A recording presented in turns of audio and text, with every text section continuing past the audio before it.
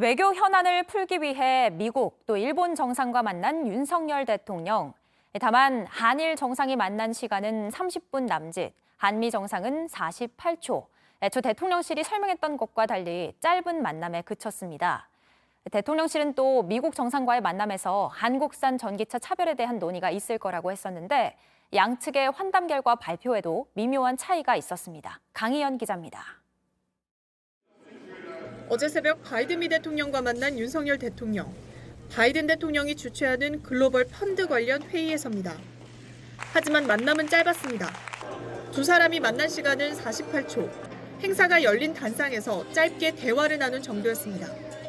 대통령실 고위 관계자는 이후 열린 환영 행사장에서 두 정상이 한 차례 더 만났다고 했지만 이때도 환담 형식이라 대화는 짧았다고 전했습니다. 손방 전 대통령실은 한미 정상회담을 개최할 거라고 발표했습니다. 한미 정상회담 그리고 한일 정상회담을 하기로 합의해놓고 시간을 조율 중에 있습니다. 그리고 이번에 정상회담이 열리면 한국산 전기차 차별에 대한 논의가 있을 거란 전망이 나왔습니다.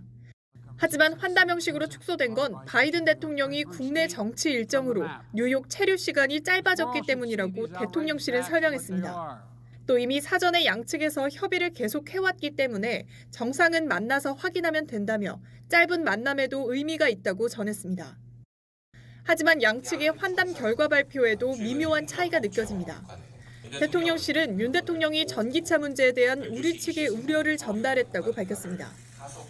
인플레 감축법을 집행하는 과정에서 우리의 우려를 해소할 수 있도록 한미 간 긴밀히 협력해 줄 것을 요청하였습니다. 바이든 대통령은 우리 측의 우려를 잘 알고 있다고 하고 하지만 미 백악관 발표에선 전기차와 관련된 미국 내 인플레이션 감축법에 대한 언급은 빠졌습니다. 대신 광범위한 우선 현안에 대해 양국 간 진행 중인 협력 방안을 논의했다 정도로 설명했습니다. 윤 대통령은 뉴욕에서의 일정을 마무리한 뒤 마지막 순방지인 캐나다로 이동했습니다. 캐나다 총리와의 정상회담 등 외교 일정을 소화할 예정입니다.